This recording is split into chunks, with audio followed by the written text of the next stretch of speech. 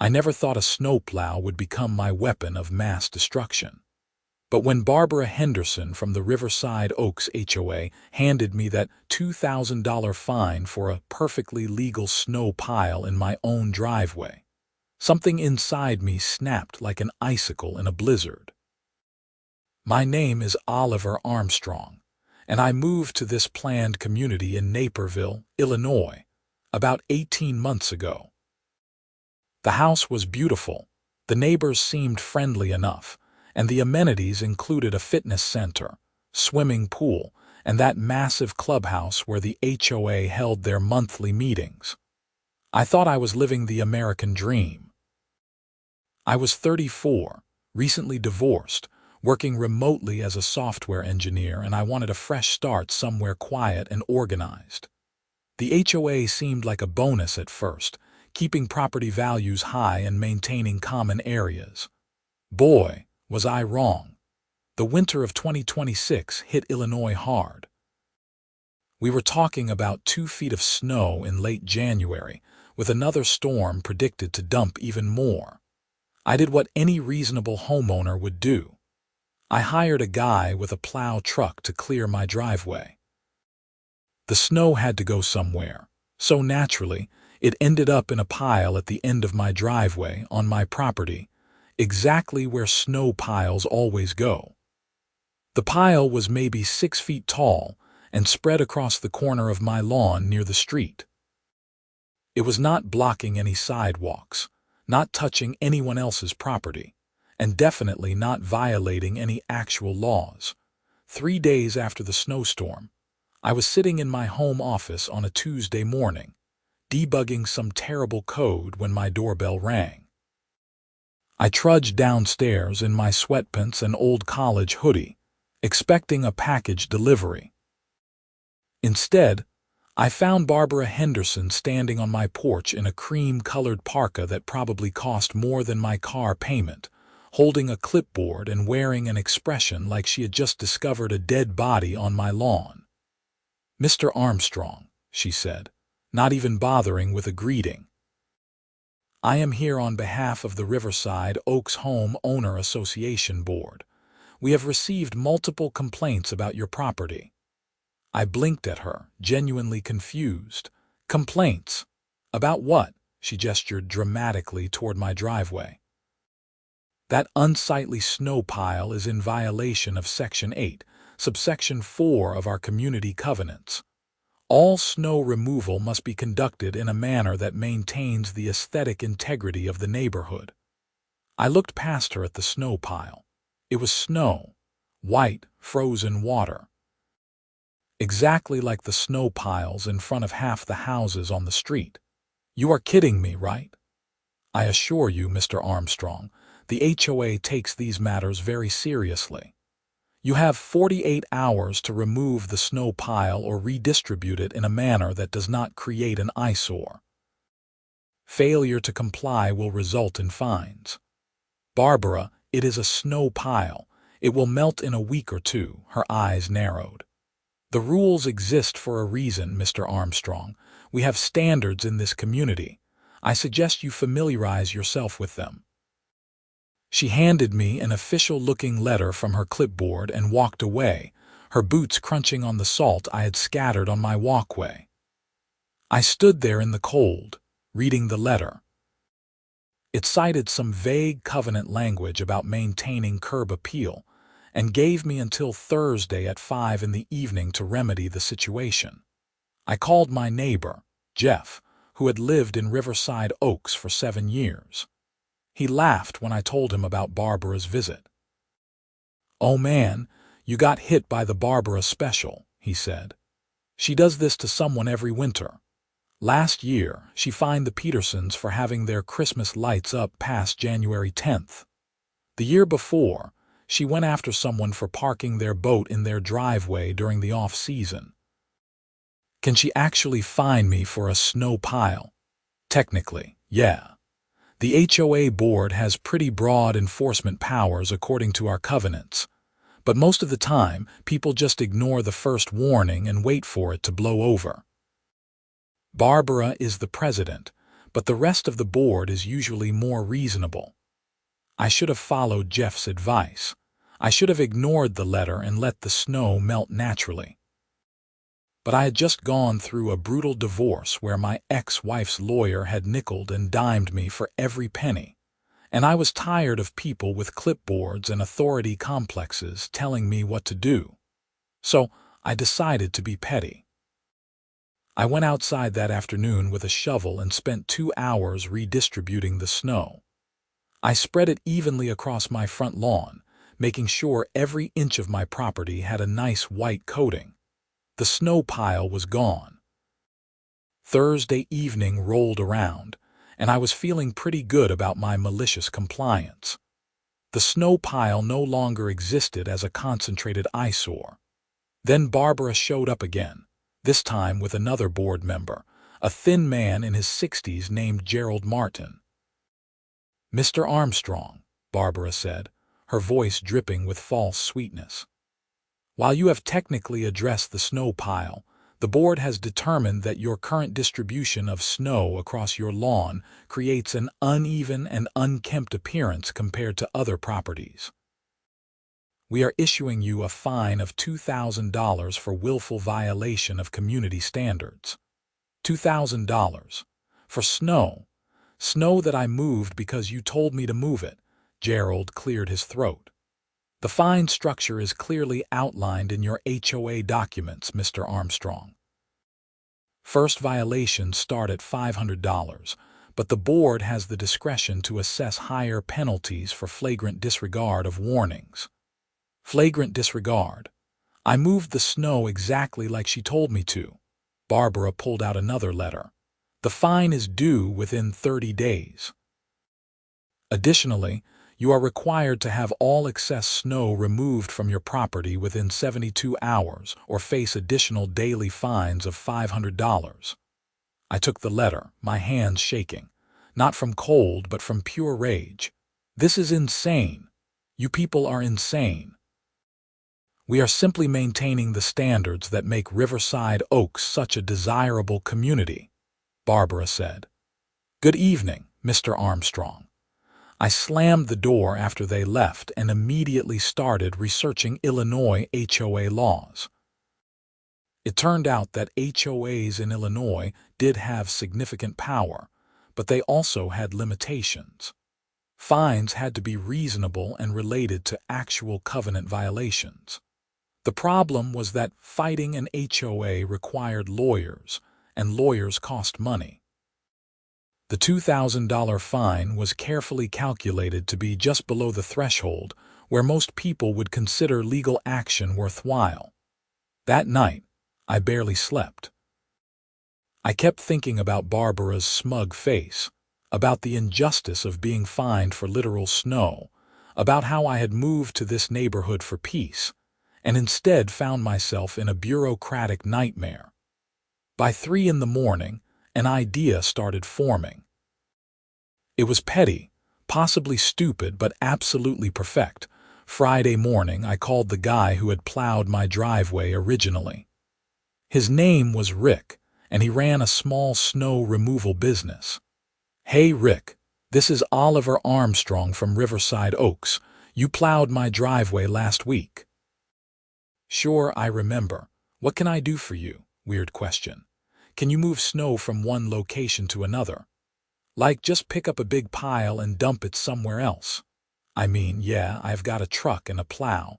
I can move snow wherever you want as long as it is legal." "It is definitely on private property. How much would you charge to move all the snow from my lawn and driveway to a specific spot in the neighborhood?" "Depends on how much snow and how far, but probably a couple $100. What if I wanted a lot of snow? Like a massive pile?" Rick laughed. "You planning something fun? Let us just say I am having a disagreement with my HOA." "Say no more, brother. I have had issues with HOAs myself. Tell me what you need." I explained my plan. Rick loved it. We agreed on a price of $300, and he said he could do it Saturday morning. That gave me one day to scout the perfect location, and make sure I was not actually breaking any laws. The Riverside Oaks Clubhouse sat at the center of the community, a sprawling building with a gym, meeting rooms, and administrative offices. The main entrance faced a large parking lot and had big double doors that opened outward. The building belonged to the HOA, and the property around it was common area, meaning every homeowner had equal rights to it. I checked the community covenants 3 times. There was nothing prohibiting temporary placement of snow on common areas. Nothing at all. Saturday morning arrived with clear skies and temperatures just below freezing. Rick showed up at my house at 8 in the morning with his truck and plow. I had spent Friday evening talking to a few other neighbors who had grievances with Barbara's enforcement tactics. Turned out I was not alone in my frustration. Mrs. Chen, 2 streets over, had been fined for having the wrong shade of mailbox. The Rodriges had been cited for children's toys visible in their yard. Young couple named Mike and Sarah had been fined for parking their second car on their own driveway instead of in their garage. When I mentioned my plan, they got excited. Real excited. Mike offered to contribute snow from his property. Sarah said she would document everything with photos, just in case. Mrs. Chen, bless her, offered to make hot chocolate for everyone. By Saturday morning, what started as my personal vendetta had become a neighborhood event. Rick started with my property, using his plow truck to scoop up all the snow I had distributed across my lawn. Then he moved to Mike's house, then Sarah's, then 3 other properties where people were happy to contribute their snow to the cause. The truck could hold a surprising amount, compacted into its bed and blade. By 10 in the morning, we had a convoy. Rick's truck in front, loaded with snow, my Jeep following behind, Mike and Sarah in their SUV, Mrs. Chen in her sedan. Jeff and his wife Karen, who, yes, was actually named Karen, but was the sweetest person you would ever meet and hated being associated with the stereotype. 7 cars total, all heading toward the clubhouse. The parking lot was mostly empty except for a few cars belonging to people using the gym. Perfect. Rick pulled his truck right up to the main entrance. I got out and walked to the doors, checking one more time. The doors opened outward, which meant snow piled against them would be extremely difficult to move without the right equipment. "You sure about this, Oliver?" Rick called from his truck. I thought about the $2,000 fine, about Barbara's condescending attitude, about every person who had been bullied by this HOA over trivial nonsense. "I am absolutely sure." Rick started dumping. The truck bed lifted, and a mountain of snow slid out against those double doors.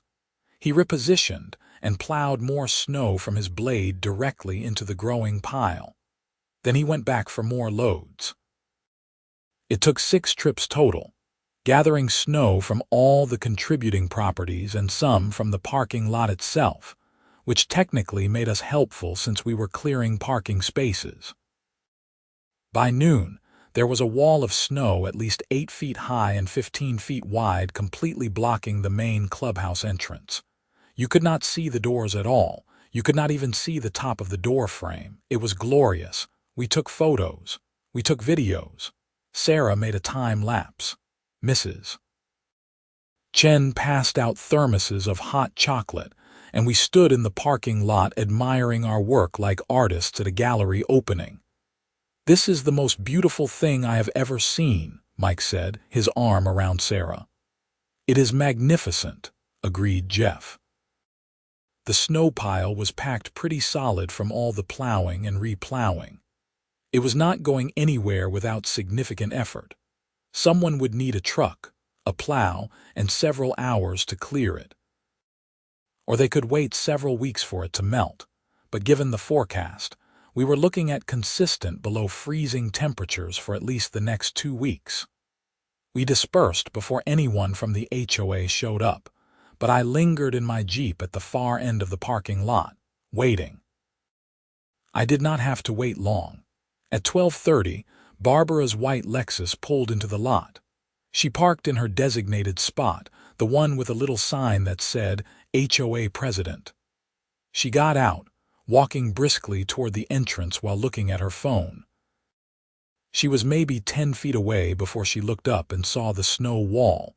The expression on her face was worth every penny of that $2,000 fine.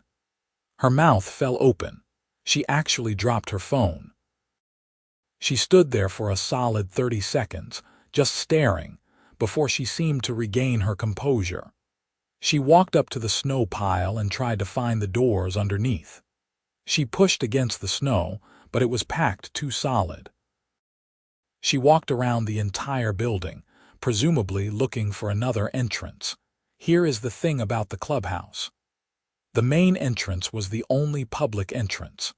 There were emergency exits, but those were locked from the outside for security. Staff had keys to the back administrative entrance, but Barbara was not staff.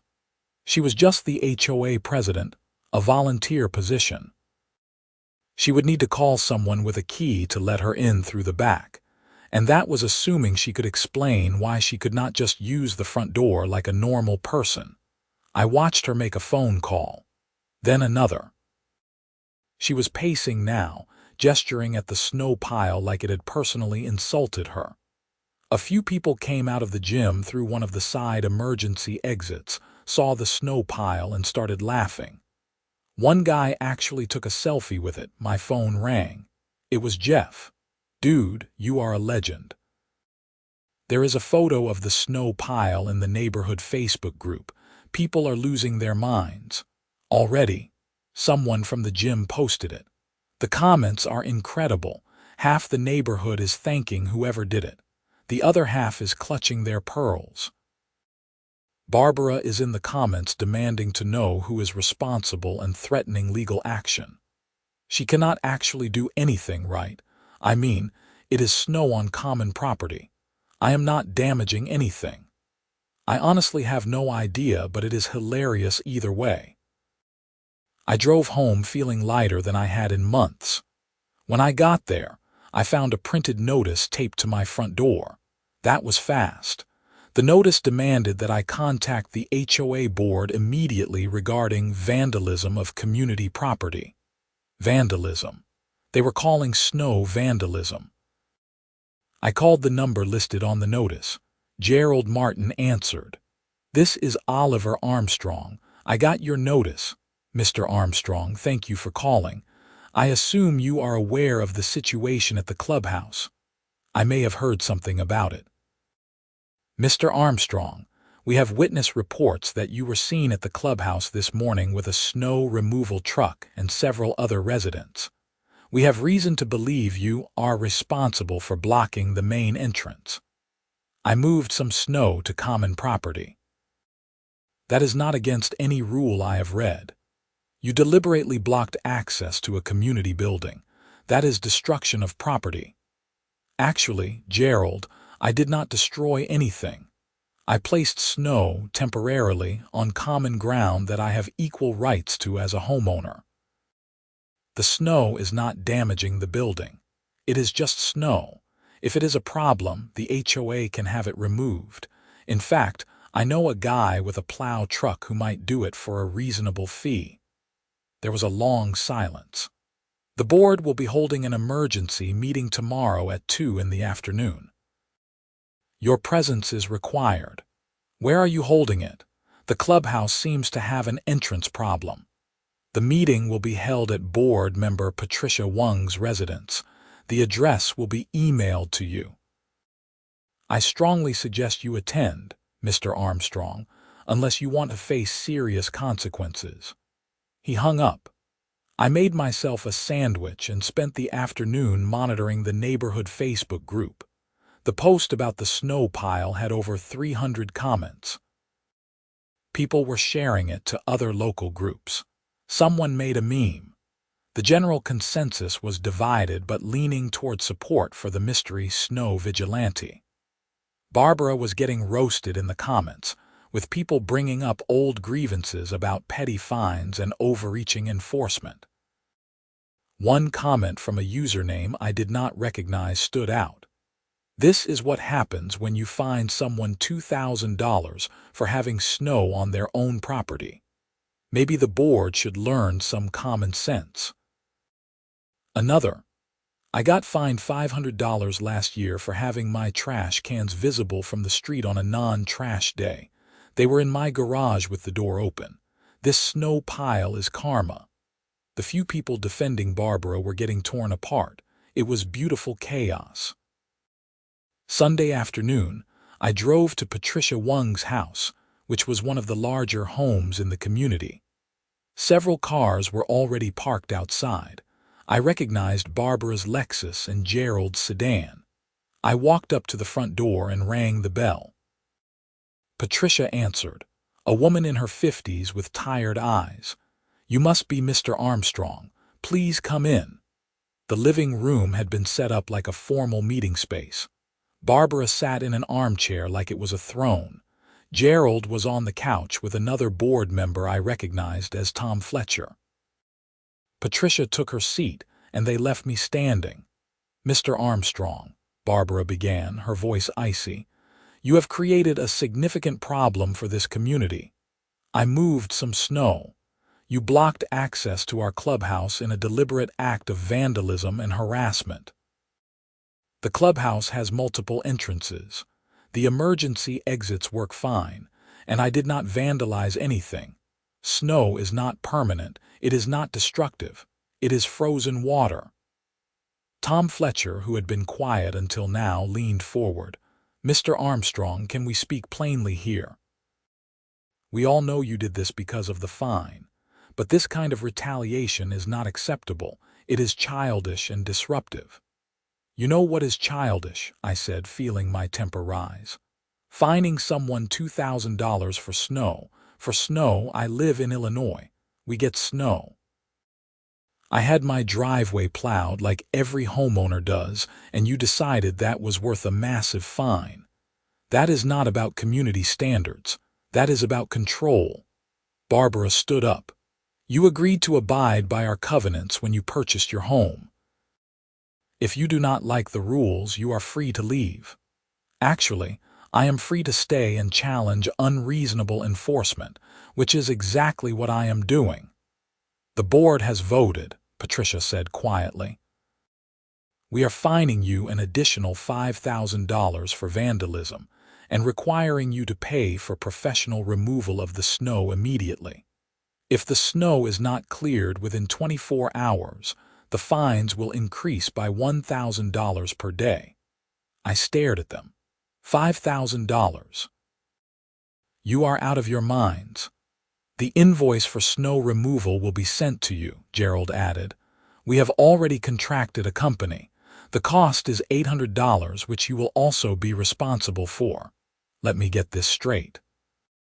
You are fining me $5,000, plus $2,000 from before, plus $800 for snow removal that you are choosing to do.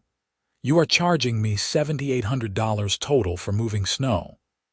"That is correct," Barbara said. "And if you refuse to pay, we will place a lien on your property." I laughed. It was not a happy laugh.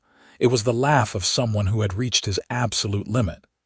"You do whatever you need to do. I will see you in court."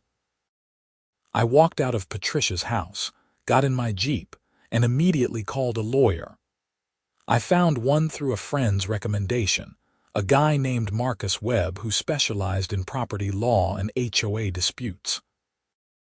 I sent him all my documentation: the original fine letter, photos of my snow pile that allegedly violated codes, the new fine notices, screenshots from the community covenants, and photos of the clubhouse snow wall. Marcus called me back Monday morning. "Oliver, I have looked through everything. The good news is you have a strong case. The bad news is fighting an HOA is expensive and time-consuming." "How strong is my case?" "Very strong." Illinois law requires that HOA fines be reasonable and directly related to actual harm or covenant violations. Fining you $2,000 for a temporary snow pile on your own property is excessive and likely unenforceable. The additional $5,000 for placing snow on common property that you have legal access to, that is even weaker. They are calling it vandalism, but vandalism requires damage or destruction. Snow is not permanent damage. Can they really put a lien on my house? They can try, but I can fight it. The problem is that this will cost you money up front. I charge $300 per hour, and a case like this could take several months and multiple court appearances. You are looking at maybe $10,000 to $15,000 in legal fees total, possibly more if they drag it out. I did the math. Fight them for $10,000 to $15,000, or just pay the $7,800 and accept that they won. Both options were terrible. Marcus, what if I do not pay and let them try to put the lien on my house? Can they force a sale? Not immediately. The lien process takes time, and you can challenge it at multiple stages, but it will hurt your credit and make it hard to sell or refinance until it is resolved. So basically, they can make my life miserable even if they are in the wrong. Unfortunately, yes, that is how HOAs often win. They have deeper pockets and more time. They bet on you giving up. I thanked Marcus and told him I would think about my options. Then I did something possibly stupid. I posted my entire story in the neighborhood Facebook group, including photos of the fine letters and a detailed explanation of everything that had happened. I did not name names directly, but everyone knew who the HOA president was. The post went viral within the community. Within hours, it had over 500 comments and had been shared to multiple Naperville community groups. People were furious, not just at my situation, but about the HOA's pattern of behavior. The comments section became a confessional, with neighbor after neighbor sharing their own stories of ridiculous fines and overreaching enforcement. Someone discovered that Barbara had been HOA president for 6 consecutive years, which was actually against the community bylaws that limited board positions to 3 consecutive terms. Someone else pointed out that several fines issued over the past year seemed to target specific people, possibly constituting harassment. Tuesday morning, a reporter from the Naperville Sun contacted me. They had seen my Facebook post and wanted to do a story about HOA overreach. I agreed to an interview. The article came out Wednesday. The headline read, Riverside Oaks HOA fines homeowner $7,800 for snow, prompting questions about enforcement. The article included quotes from me, responses from other homeowners, and a request for comment from the HOA board that apparently went unanswered. The article also mentioned that the Illinois legislature had been considering HOA reform legislation after several high-profile cases of abuse. That same day, I got a call from a number I did not recognize. I answered cautiously, "Is this Oliver Armstrong?" A woman's voice, professional but friendly. "Yes, who is this?" "My name is Rachel Chen. I am an attorney with the Illinois HOA Rights Coalition. We are a nonprofit that helps homeowners fight unfair HOA practices. I read the article in the Naperville Sun, and I would like to offer you free legal representation." I nearly dropped the phone. Free. Our organization is funded by grants and donations specifically to help homeowners in situations like yours. We take cases that highlight systemic problems with HOA governance. Your case is exactly the kind we look for because it demonstrates excessive fines for trivial violations. Would you be interested? Absolutely. Yes. 100% yes. Rachel explained that their organization would handle all the legal work, file the necessary challenges, and represent me in court if needed. They would also file a complaint with the Illinois Department of Financial and Professional Regulation, which had oversight authority over HOAs. The goal was not just to get my fines dismissed, but to force the Riverside Oaks HOA to reform its enforcement practices. For the first time since this whole mess started, I felt hope. Real hope. Thursday, I got a certified letter from the HOA's lawyer demanding immediate payment of all fines. I forwarded it to Rachel. She sent back a response on official letterhead informing the HOA that I was now represented by counsel, and that all communication should go through her office. She also filed a formal challenge to the fines, requesting a hearing before an independent arbitrator, as required by Illinois law. The neighborhood Facebook group was still on fire.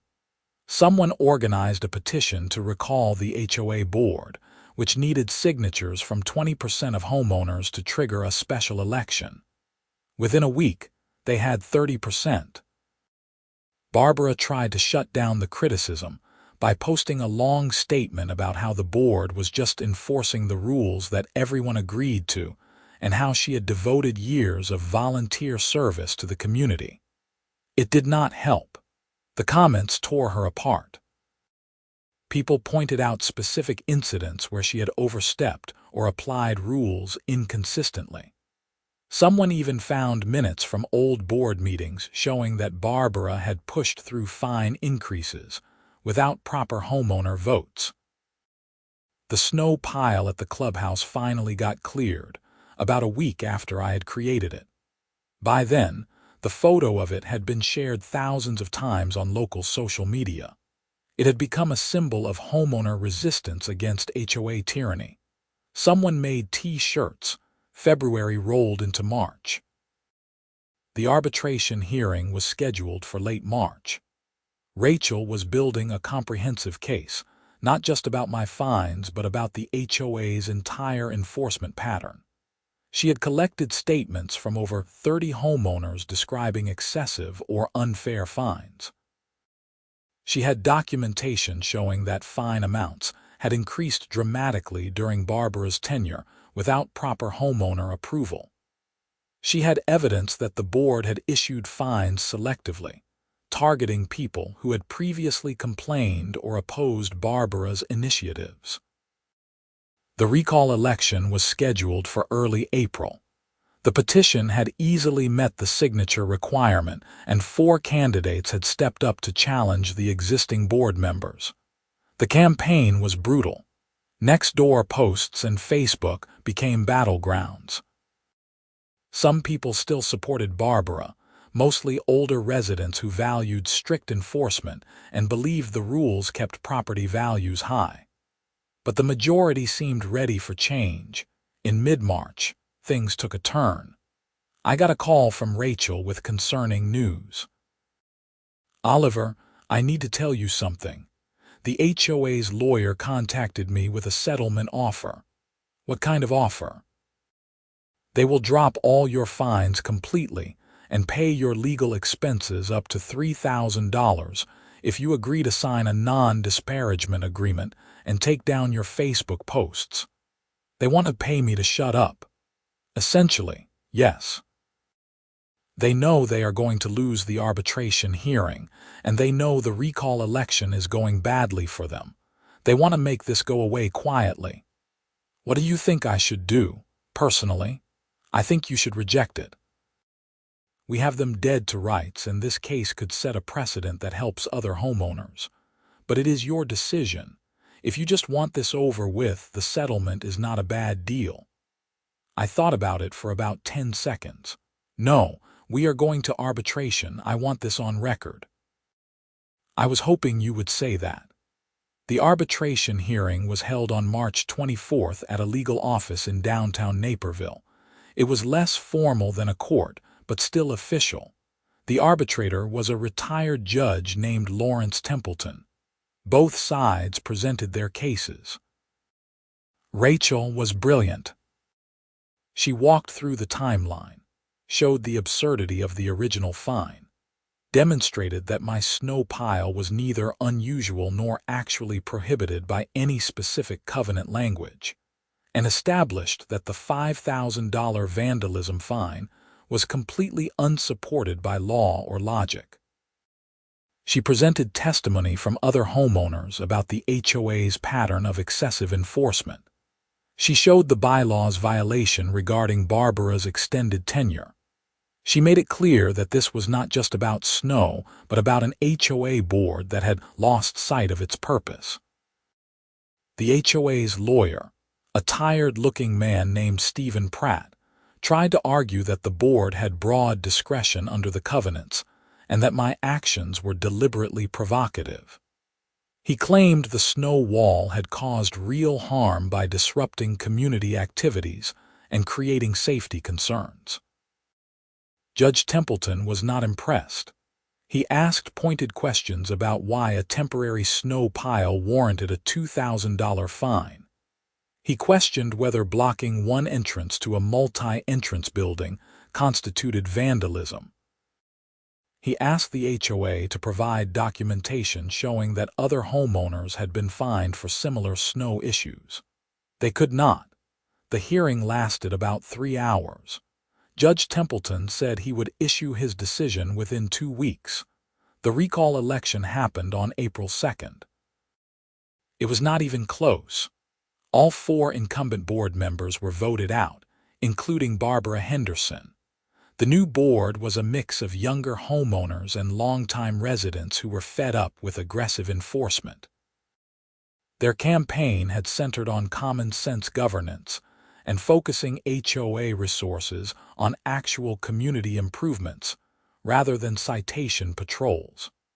I attended the election results meeting, which was held in the clubhouse's main room, doors functioning normally.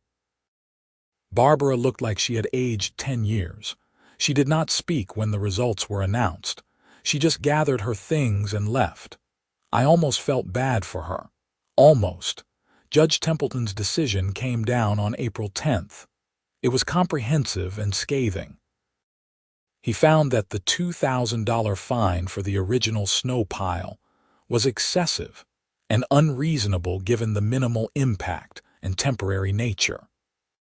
He found that the $5,000 vandalism fine was completely without merit since I had not damaged any property and had placed snow on common ground that I had legal access to.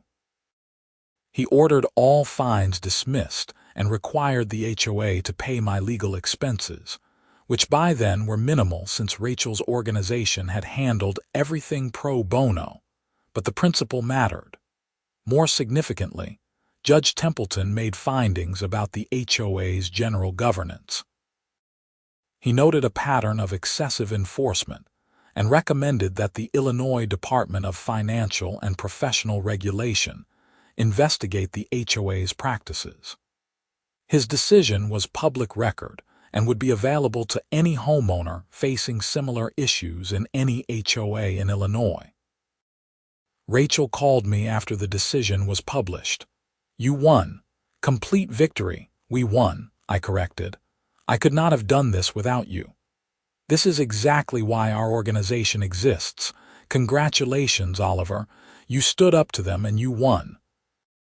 The new HOA board held their first official meeting in late April. One of their first actions was to review and revise the fine structure. They reduced fines across the board to more reasonable levels and established clearer guidelines for what constituted a violation. They also implemented a mandatory review process before any fine over $500 could be issued, requiring a majority board vote and written justification. They invited me to address the board during the public comment period. I stood in front of the new board members and a packed room of neighbors. "I just want to say thank you," I began. "Not just to the new board, but to everyone in this community who supported me and who shared their own stories. What happened to me was not unique. It was part of a pattern. But by standing together, we made change happen." I moved to Riverside Oaks for a fresh start, and I still believe this is a great community. I think we are all just looking for reasonable rules, fairly enforced, by people who remember they are supposed to serve the community, not rule it.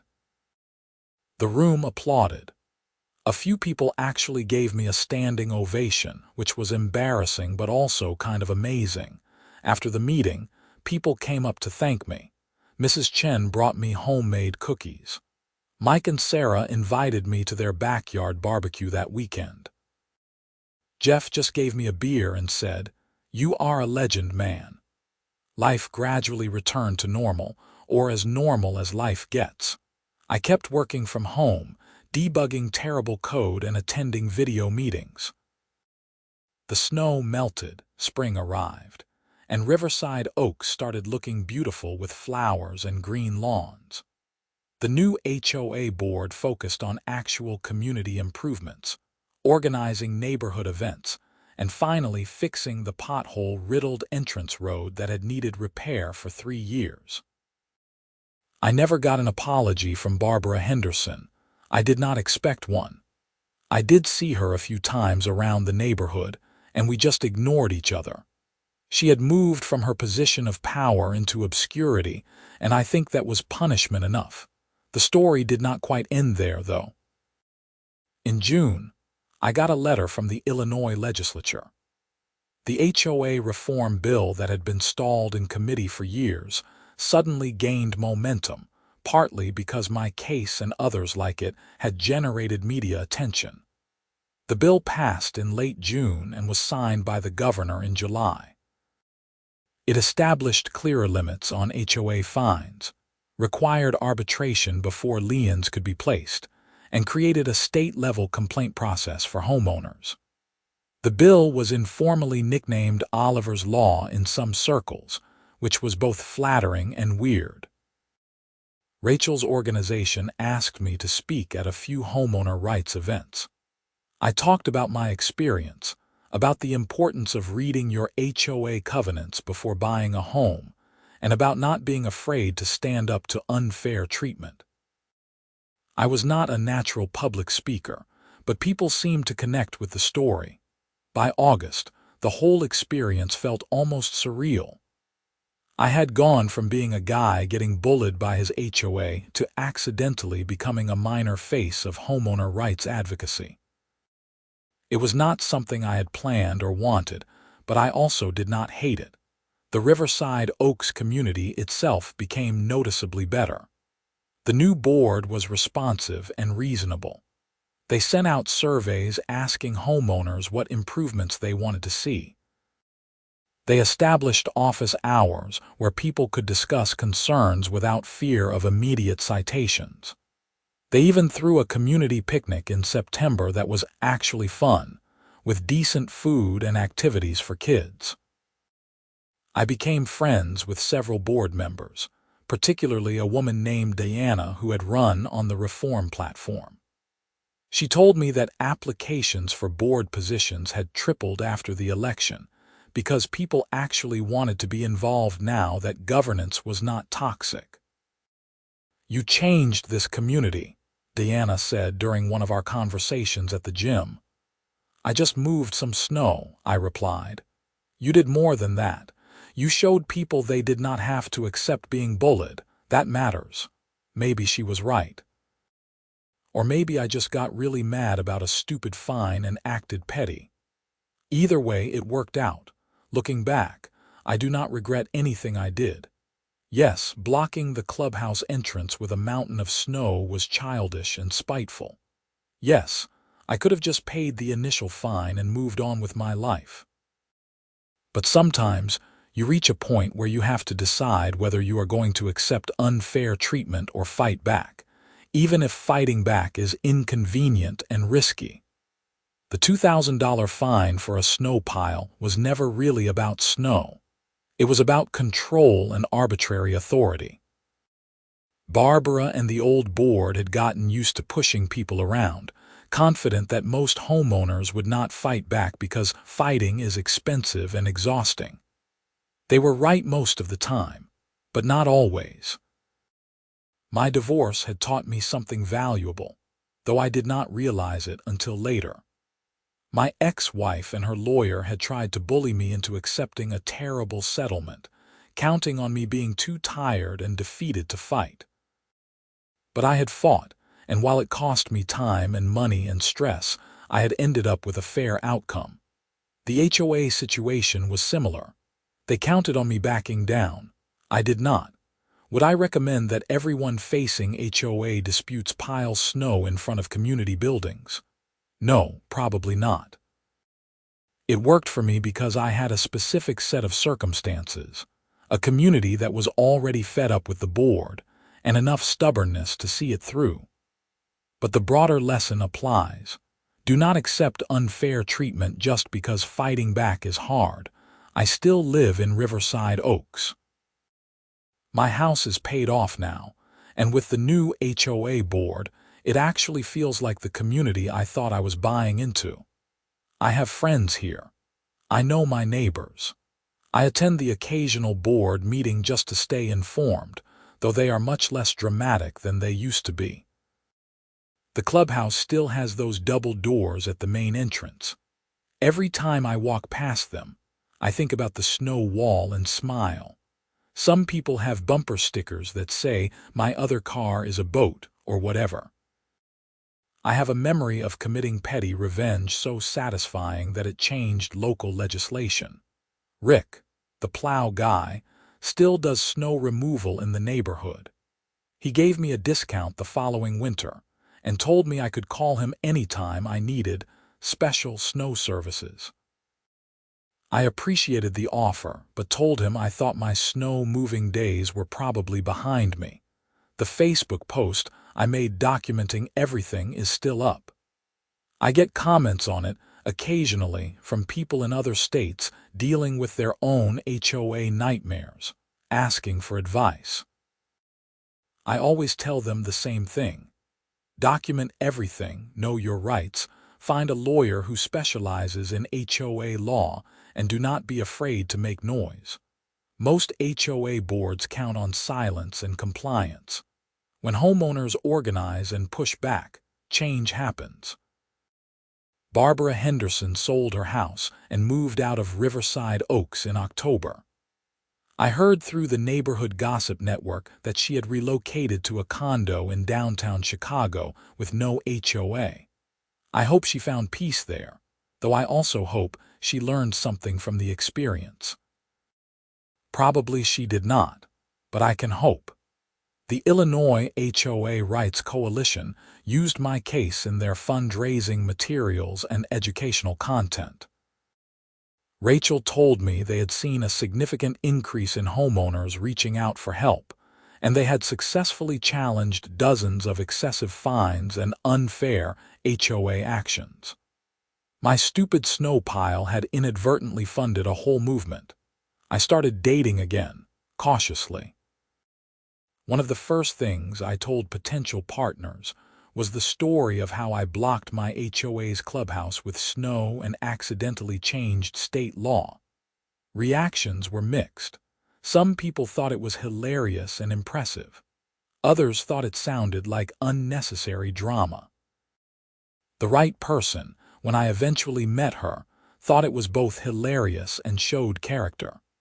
Her name was Rebecca Cole, and she was a teacher who had her own stories about bureaucratic nonsense in the education system.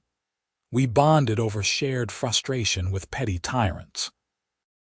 The second winter after the snow incident, we got another major storm.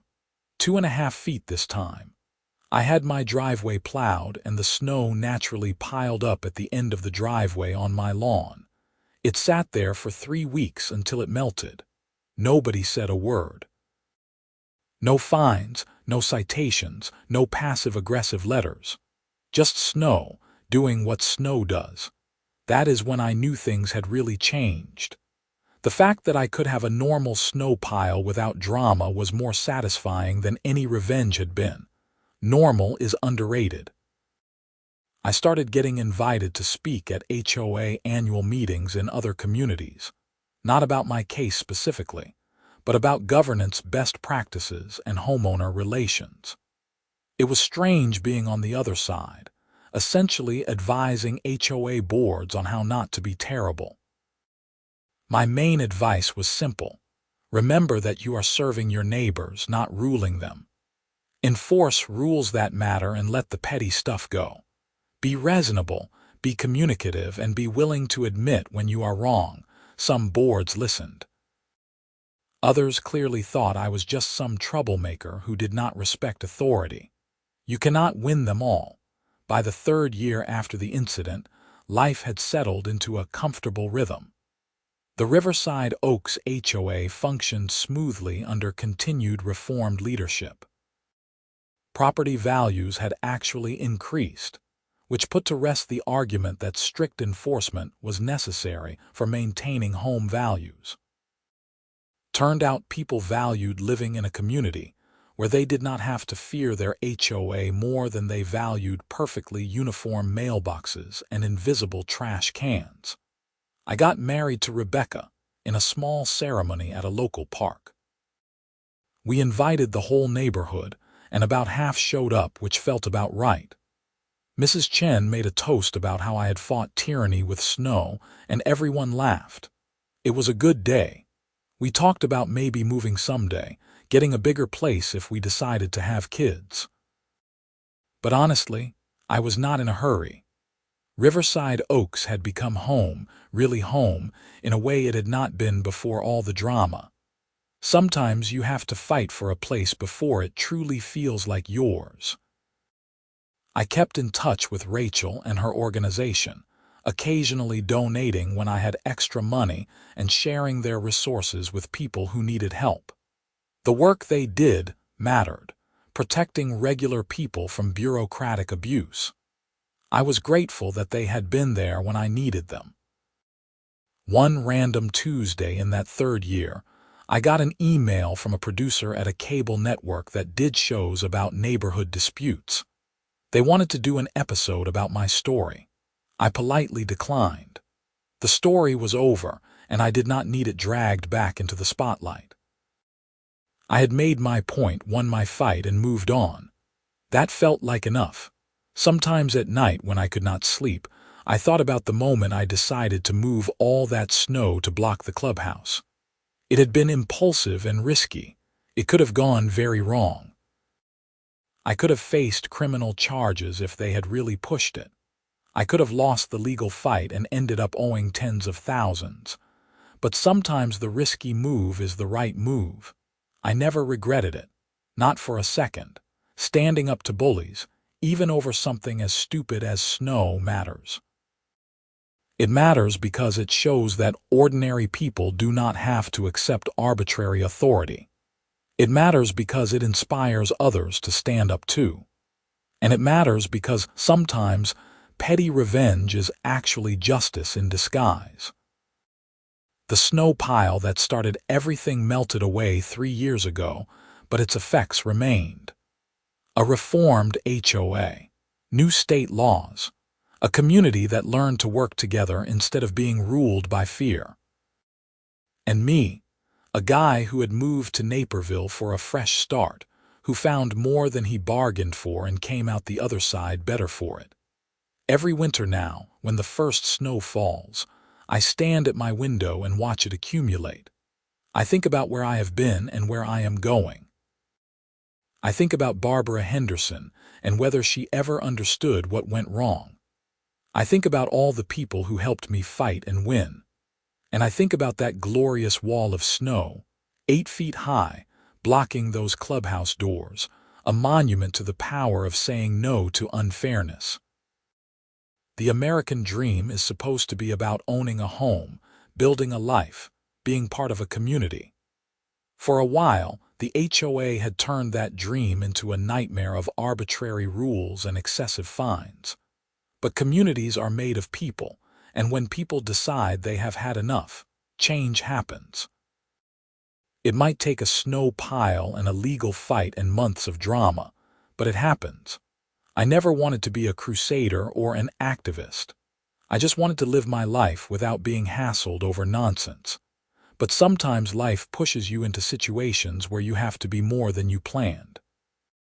You have to stand up, fight back, and deal with the consequences. And sometimes, if you are lucky and stubborn and have good lawyers, you win. The house I live in now feels truly mine in a way it did not before. Not just because I own it legally, but because I defended it. I defended my right to exist in my space without excessive interference. That fight made this place home. Rebecca and I are expecting our first child now, due in the spring. We are talking about names and nursery colors and all the normal things expecting parents talk about. We are also talking about the future, about what kind of community we want to raise our kid in. And I can honestly say that Riverside Oaks, with its reformed HOA and engaged neighbors, is exactly where I want to be. The kid will grow up hearing the story, probably. The time Dad blocked the HOA clubhouse with a mountain of snow and accidentally changed state law, it will be one of those family legends, told and retold. I hope the kid learns the right lessons from it. Stand up for yourself. Do not accept unfair treatment. Be willing to fight when it matters. And sometimes, a little petty revenge is perfectly appropriate. Life is strange. 3 years ago, I was a bitter divorced guy moving into a new house in a new town, hoping for peace and quiet. Instead, I got an HOA battle that consumed months of my life and ended up making a real difference. I would not change any of it. The snow falls every winter. The HOA functions properly now. The community thrives. And I live here, content, surrounded by neighbors who became friends through shared struggle. That is worth more than I can properly express.